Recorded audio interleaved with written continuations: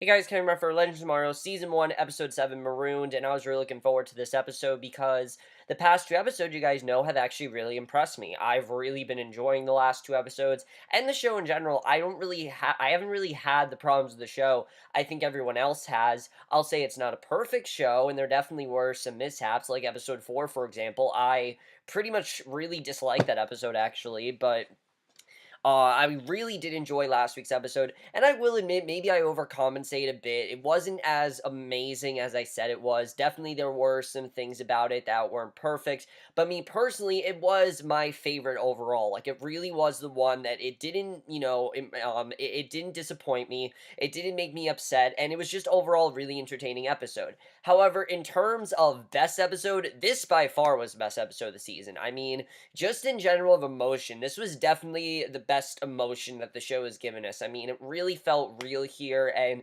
the impact was really there. Just everything about this episode I really enjoyed. And something else I liked is that they didn't really go anywhere new in this episode. Like, there isn't a specific time period they really go to in this episode, which I really did enjoy. And even though I said they're not really utilizing the time period, there's really no time period for them to utilize in this episode. So I really didn't have a problem with them, not really using it because there's nowhere really to go as much. But let's just get into this episode because I really did enjoy it and really intense moments. Like I said, definitely in terms of emotion, definitely really good stuff. Especially with the opening of this episode, because I've heard many people say that Rip is not the easiest character to get into. And I can understand that. Yes, he's going through a situation of him losing his family, and we're supposed to feel bad for him, but we haven't really seen him interact with his family. The most we saw was the first episode, but when, his wife and son were shot. And that's really, as brutal as that is, that's not really enough for us to feel bad for this guy. I mean, the guy's kind of been a dick. And I feel like this episode, they kind of justified why he is this way. And I thought they did a really good job with that. Because, Rip's supposed to be like our main hero. And yes, of course, you have the legend, the legends, but Rip is supposed to be the main character here. I mean, he's the one that assembled the team. So we see in his quarters, Rip watches the video message that his wife and son sent him. Miranda says that London is in chaos and wants to know if Rip is alright, wherever and whenever he is. Apparently, this is Star Wars now, because basically he literally has, like, holograms, which, if we're actually gonna have holograms in, like, the future, that's gonna be the coolest thing ever. But we see Stein comes in, Rip quickly shuts off the message, and basically the Time Master says that Savage's trail has gone cold, and angrily insists that he's been looking. Rip immediately apologizes, admits that he's failing his family, and he explains that Gideon's CPU hasn't been updated since he went rogue, and Stein warns that Rip has been holed up for a week, and their teammates are getting very antsy, especially Heatwave, who, as we know last week, he really felt this newfound power, and I really thought they handled this arc really well with him. They could have easily gone a very cheesy direction, but I really felt they really, showed why Heatwave is feeling this way. He complains he's locked up in a spaceship with nothing to burn, which, yeah, it is kind of funny, but he has genuine reasons to be upset. I mean, he was with a group that, yeah, they were up to no good, but he really felt power, and we know how much, Heatwave loves power. When he starts to go, Cold asks where he's going, and Heatwave asks him if he's going to clock him over the head again if he doesn't listen, and once they're alone, Sarah asks Cold if everything's okay. Cold says that it's peachy, and she knows, of course, that's not, and Gideon then tells Rip that it has intercepted a deep space transmission from the Acheron, the flagship of the Time Fleet, and in the message, Captain Eve Baxter reports that she's stranded and requires media assistance, and Rip tells the crew and explains that Acheron's computer will contain the current intel on Savage's whereabouts, and of course, that's perfect for them because they need to know where Savage is. And if you remember, last week's episode ended with Rip saying, we're going to end up in the most unexpected place that Savage will find us. So they head for deep space, and Cold and Sarah both suggest it might be a trap, that this is not a good idea to do. And basically, we see that Heatwave immediately agrees to help, pointing out that the sooner they end Savage, the sooner he'll be back on Earth. And of course, he wants to be back on Earth because he feels power there. And Gideon then takes Wave Riders to Acheron. Rip invites Cyan Jax to join the boarding party, but Cole asks Mick if Cole asks E-Wave if he thinks that there's something worth stealing on Acheron, and Heatwave sarcastically says that he's just looking for a change of scenery, that he really just wants to get out of there. He's not really interested in that. And again, I think they really showed tonight how much Cold is changing, while Heatwave really is not. In fact, he's kind of regressing, which I kind of like seeing. I don't need to see, Heatwave go in the same direction as Cold. I want to see these two go in different directions because they're very different. And, while they work as a team, they're very different. I think the show's really showing that more and more as the episodes go on. I really do enjoy that. So Rip leaves Wave Rider under Ray's command and leaves Ray under Kendra's command, and this was awesome. I love seeing Ray pretty much take over here. I thought that was really interesting. And the boarding party, Rip, Heatwave, Jax, and Stein then take a jump ship over to Acheron, and as they go, Stein talks about how he's dreamed of being an astronaut since he was 10, and Gideon's able to contact the Acheron computer, and basically Rip tells Stein to stay with the jump ship while he and the others check it out, and basically that's what they plan on doing. So I really like the way this episode was playing out so far. I thought this was really good, but I also really love the flashbacks in this episode because, again, it really shows Rip and his wife's chemistry, which, we didn't really see, and finally we get to see here. We see Rip remember serving with Miranda in the past and holding off a group of pirates aboard their time ship, and as the pirates reach the bridge, Miranda has Rip open the bulkhead door, ejects the pirates into space, and their commander, D-Clan, ends the simulation, tells Rip that he could learn a thing or two from Miranda's innovative thinking, and I thought this was interesting, that Miranda actually was more liked than Rip. As we know, Rip was, shunned by, by his by the whatever you call it, the time people, whatever you call it, something like that. He was kind of shunned by them, and they really didn't want him to go on this mission. And he tells Rip that he can learn a thing or two from her. And afterward, Rip and Miranda kiss until D-Clan finds them. He warns that Rip will soon have a disciplinary hearing, and once he leaves, Miranda reminds Rip that they knew from the beginning that the relation was forbidden, and says that she needs some time to think. And it's clear that, they went against the rules because obviously they got married, which is very interesting, and I really thought I liked seeing that. So Rip, Jax, and Heatwave board Acheron and find signs of blaster fire on the walls. Pirates suddenly attack them and subdue Jax and Rip, and basically, Heatwave puts up a fight until the pirate commander John Valor holds a gun to his head, and Heatwave finally yields, and Rip tells Jax they're dealing with time pirates, and Valor introduced himself and says that Eve was on her way back to the vanishing point when they escaped. Eve destroyed her time drive per protocol, and Valor figured that another time master would rescue her, and Rip claims that he isn't a time master, that he isn't some time master, that's what they're called. He's not a time master, but Valor knows who he is from his reputation, and the time master says that Savage will destroy the world until he returns to Wave Rider, but Valor doesn't buy it. He thinks that they're just trying to find a way to get out of there, and I thought they did a good job with this. This is a genuine threatening problem. Having these pirates here, yeah, it sounds silly, oh, space pirates, but it really was awesome, and they really had fun with this, which I like. So he orders a boarding party. Rip warns that he orders his crew to open fire on any boarding ship. Valor doesn't believe, but Rip warns that his crew is hardened warriors. And on Wave Rider's bridge, Ray is making Captain Logs and arguing Star Trek with Kendra, which, I don't know, I like these two. I know a lot of people don't think the Kendra and Ray relationship is working, and no, I don't think these two are going to end up together, but I think it's pretty playful. I like it. I think it's fun. I definitely enjoyed it. It kept things lighthearted, and I like that. So Cold's irritated with them. Sarah figures that Heatwave's problem is with Cold because he knocked him out, and the criminal figures that Heatwave will eventually get back to normal, but Sarah doesn't believe it. She thinks that Heatwave's permanently changed, and Valor asks for Ray, warns that he has the boarding party captive. He punches Rip, tells Ray that he has 10 seconds to surrender or start killing his prisoners, and Rip mentions the Imperiax onslaught, and Gideon achieves certain protocols that advise the crew to strap themselves in and fires a warning shot on Acheron. And basically, we see Stein queries Gideon on what's happening. The AI explains the professor is unable to make contact with Acheron and figures that's up to him. So Valor orders his men to set a pursuit course and return fire. He explains he's targeting the ship's life support systems, and I like that this didn't really have to do with Savage. I like that really this was just a threat that had nothing to do with that, and we haven't seen Savage in a while, and I'm honestly fine with that. Savage is a good villain overall, but you gotta keep him, you gotta give him things to do. He's gonna be the main villain of this show. Give other villains their time, and I think it was fine they did that in this episode because of what they can do with this show. I know I complain when The Flash did it and things like that, when Arrow did it, but those are shows that have a recurring villain for the season. This show seems seems like Savage is gonna be the villain for the whole show. So if that's true, then I'm fine with the show having a few other villains. I mean, why not? I'm perfectly fine with that. So we see Stein boards Acheron, looks for the weapon targeting system, and Gideon takes evasive action but loses the telemetry control to a hull breach, and Ray takes manual control, and Sarah and Cold go to deal with the breach, and Stein finds the system, disables it just as Valor prepares to take out Wave Rider's thrusters, and the pirates realize that there's a saboteur aboard the ship and sends his men to find him, and meanwhile they continue following Wave Rider, figuring that they'll soon run out of air, and we see Len. I'm just gonna say Len because it's annoying saying Cold over and over again, and where it says Len, I gotta say Cold, so I'm just gonna say Len. Len starts stealing the hull with his cold gun. Valor tells Rip to order his crew surrender, and Mick agrees with the pirate, but Rip refuses to surrender his ship. He slips in another code word, and Wave Rider slips away using a hologramic decoy.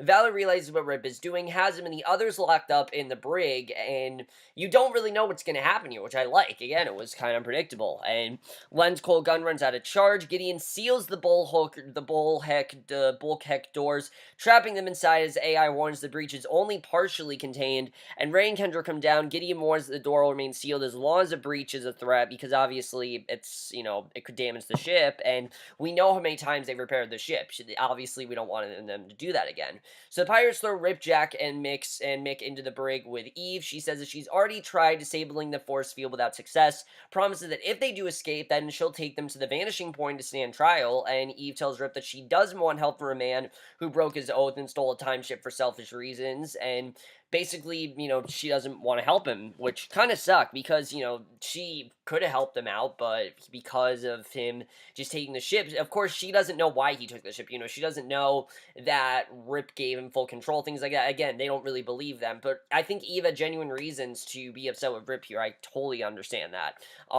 Definitely, I can understand why she's upset, because he did break his oath, he did break the rules, and I can understand why. I mean, they really did that well here, and I like they punished Rip. Like, Rip doesn't get off easily, and I like that.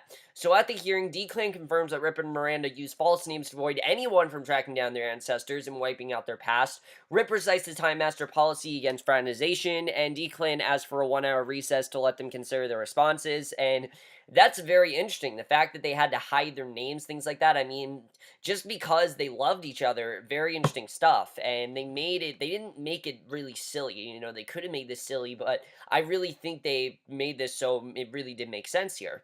So, Rip, Jackson, Mick board Acheron, finds signs of blaster fire on the walls. Pirates suddenly attack them, subdue Jackson, Rip, and Mick puts up a fight until the pirate commander John Valor holds a gun to his head. Mick finally yields, and Rip tells Jackson they're dealing with time pirates. Valor introduced himself, says that Eve was on her way back to the vanishing point when they escaped, and Eve destroyed her time drive per protocol, and Valor figured that another Time Master would rescue her, and Rip claims that he isn't a Time Master, but Valor, I just read this, I read this a while ago. Where was I?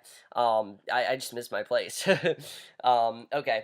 So Len and Sarah try to stay warm, but the ice patch slowly cracks. He asks Sarah what it's like dying, and she says that she was lonely. Sarah says that at least she's not dying alone. Len says that he almost died the day he met Mick and Juvie, and I thought this was interesting here. You really do see why Len and Mick are friends. Some of the older kids jump Len, and Mick step in. He's been standing up for Len ever since, and that's why Len could never leave him. Even though, Mick has kind of gone dark, Len's never going to leave him because he saved him, and that really helped out Len. It made him, change his life for the better, and he almost died, as we know. So, really crazy stuff, and I like that we found that out. Very interesting. So on Acheron, Stein lures a pirate into a room, knocks him out. He then takes the man's uniform, and Ray dons his Adam suit, prepares to head to Acheron. He puts Kendra in command. She wishes him luck, and Jack's unable to jerry-rig the door, and Mick says that it's Rip's fault, blames Rip for filling Len's head with stories of saving the world, and irritated Rip asks Mick what he would do. Mick doesn't have an answer. Rip says that he only brought Mick along because he came with Len, and that was very interesting they said that. I mean, I'm like, wow, Rip, you might have gone a bit too far there. He then apologized for his comment, and Mick says that he has a way out. He yells for the pirates, demanding to speak to Valor about handing over Wave Rider, and when Rip tries to stop him, Mick grabs him, says that he knows how to cut a deal, and the pirates let him out and take him to Valor. And he's obviously now thinks he needs to prove his worth to Rip because Rip literally just said, "You're only here because of Len," and Mick's like, "All right, I gotta prove, that I'm just as worthy." So on the Acheron Bridge, Mick offers Wave Rider in return for a trip home. Valor beats him to make his way escape convincing, and Adam flies to the breach from outside the wall, wields it shut. He's running short on oxygen and figures that he will need 2 more minutes to finish the job. And Len wishes that you could take a few things back, like taking Mick away from 2046. And Sarah warns that Len is still going to have a problem with Mick if they survive, and they held together for warmth, which is true. I mean, Mick is not the same person that, Len's known him as. He's now very different, and he needs to understand that. So, basically, in the brig, Rip points out that Mick made the best possible choice for himself, given that the others are probably dead. He tells Eve that long ago he made an important oath then to the Time Masters he failed to save his family, and to save his family he did something they'll never forgive himself for, and we find out what that is. So when Rip returns to Tribunal Hall, he finds no one there. Declan tells him that the hearing was canceled because Miranda assumed full responsibility for the affair. They dismiss the charges in return for Miranda's resignation, and Declan tells Rip that he must prove to all of them that he's the man that Miranda believes is worth resigning for, and you can understand why Rip is so upset. I mean, he's very bitter because his wife died. He wasn't able to, prove to them. He wasn't able to do that, and you can understand why he's really upset because of that. And I really felt it added some good context to his story, which made us care about him more, which I like seeing. So the brig force field shuts down. We see Stein steps forward, invites them to join him in his escape. Adam starts to doze off from lack of oxygen. Kendra tells him to stay focused on his wife, and she tells him to keep talking about whatever comes to mind. However, he finally drifts away from Wave Rider. He flies through the airlock, and Kendra runs to help him. She finds him passed out on the floor, and Gideon warns that Adam has gone to cardiac arrest. Kendra pulls off Adam's chest plate and administers CPR. He finally revives and thanks Kendra. And this didn't come across as just love. It came across as she just cared about him and she wanted to save him, which I liked. And as if they need a moment, Gideon reports that Mick has sent a message that he escaped capture and is heading back to Wave Rider. He enters Wave Rider from the jump ship, and pirates come in behind him. Mick says he's getting them home and asks Len if he's in. Len draws his gun, says that it's time for him to choose a side. He takes out a pirate, and Mick returns fire. The pirates attack while Mick goes for the time drive. And aboard Acheron, we see Rip tells Eve to get off in the jump ship while he goes after Valor. Eve refused to leave her ship, and Stein and Jax refuse to abandon their captain. Rip says they're outnumbered, that they'll need a conventional plan, unconventional plan, not conventional plan, an unconventional plan. So Mick goes to the engine room. A pirate shoots Len, and Kendra, Ray, and Sarah attack the boarders. Rip reaches the bridge, shoots Valor, who returns fire, and Mick then reaches the time drive, and Sarah tells him to step away. The criminal attacks her, and this was crazy. Rip and Valor fight. Kendra and Ray take out the remaining pirates, and Mick tosses Sarah across the chamber, gets his gun. As he prepares to shoot Sarah, Len arrives and shoots him, and he had many reasons for doing that. I mean, he was going to kill Sarah. He really was, and obviously, Len's not going to let him kill Sarah. And I don't think this was him choosing Sarah over Mick. I think he just knew that someone had to neutralize him. I mean, Mick is he's out of control, and he needs to neutralize him before, he kills her. So they need Sarah. I mean, definitely. I don't think this had anything to do with Len's kind of attraction to Sarah. I think, they need Sarah. I mean, Sarah is, we know, the most willing to fight. She's been the most willing to fight. So they need Sarah, and if they didn't have Sarah, they'd be kind of lost without her. So as remaining pirates surround Martin and the others, Martin calls Rip, warns that they've run out of time. Stein calls Rip, warns they've run out of time. Rip breaks free, knocks out Valor, then tells Acheron to Al Gilbert to open the exterior door. The pirates are swept out into space while Jax, Stein, and Eve hang on. Once the pirates have cleared the ship, Rip has the AI close the door and hail Wave Rider. And Kendra and Ray reach the engine room. Mick asks Len what he's going to do. Later, Eve admits that it wouldn't be fair for her to arrest Rip for his help, and admits that he's still a Time Master. She gives him the CPU update, and Gilbert reports that Savage is in Harmony Springs, Colorado, in March 1958. So Eve wonders why Rip has gone rogue. Rip says that he's doing it for love, and you pretty much figure that they're going to the 50s next year, next week. That's where they're headed. So Miranda finds Rip, asks him not to be mad at her. He says that he was going to resign, and Miranda says she knew and didn't want to give up his dream. Rip wonders how she can give it up. Miranda says she found love with him. She realized that love is beautiful and powerful. It changes everything. Miranda says that the world needs a Time Master, and the Time Masters need Rip. She asks Rip to think of her when she realizes what she's doing, why she's doing what she's doing, and they kiss. And now we know what happened here, that, Rip was basically part of the Time Masters, Miranda wasn't, and Rip clearly feels guilty for that, which you can understand. So Kendra finds Ray, confirms he's okay. He remembers Kendra saying that she needs him, and Ray says that she doesn't need anyone, and after a moment, Kendra kisses him. So they're starting a relation with these two. I don't really know how to feel about it. I think it's just okay. I mean, it's kind of cheesy, but if you want to get these two together, okay, but can we please give Kendra something to do that has nothing to do with a romantic subplot? I mean, literally, that's all they've done with this character, and I really want to see them do more with her. I mean, they really could be doing more with this character. She's trying to discover herself, as we know. She even said last week, I don't want a man. So why is she all of a sudden just going for Ray? It just doesn't really make as much sense to me, because she said she wanted to focus on herself. So I don't know. I mean, it really just seems like they want to use her as a romantic thing, which I don't really know how to feel about. Other than that, great episode, but like, I don't really know how to feel about that. So later the crew gathers, discusses what they have to do, what to do with Mick, because obviously Mick is a problem, and Rip warns that the brig isn't suitable for long-term incarceration, and Len says that he'll handle it. Wave Rider lands, and Len drags Mick out, kicks him away, and this scene between Mick and Len was just so great. You don't know what Len is going to do. You really don't. Is Len just going to talk to him? I mean, I really didn't know what he was going to do here, but he says he'll handle it.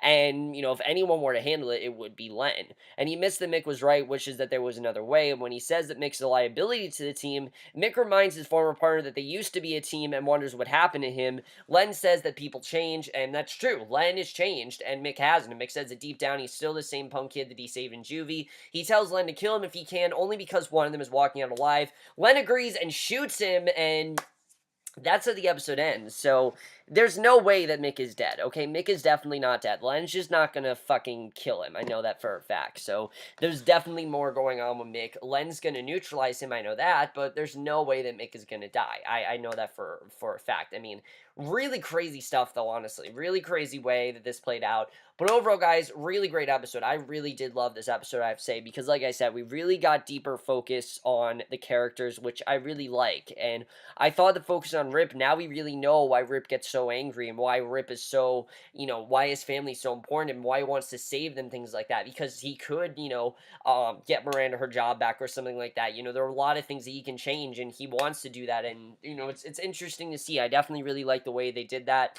Like I said, I don't really know how to feel about Kendra and Ray. They're fine. I don't really have much of an opinion on them, but I really did love this whole thing between Mick and Len. I mean, can Len save Mick? I mean, Mick and Len are just so different now. Can he really save him? We'll have to see what's going on there. I mean, I knew that Len was going to do something with him because he tried to kill Sarah, and obviously that's a problem. So I don't really know what's going to happen here with Len and Mick, because like I said, they're just too different at this point. We'll have to see what happens there. I really don't know what they're going to do. There are a lot of possibilities as to what could happen there. Very interesting stuff overall.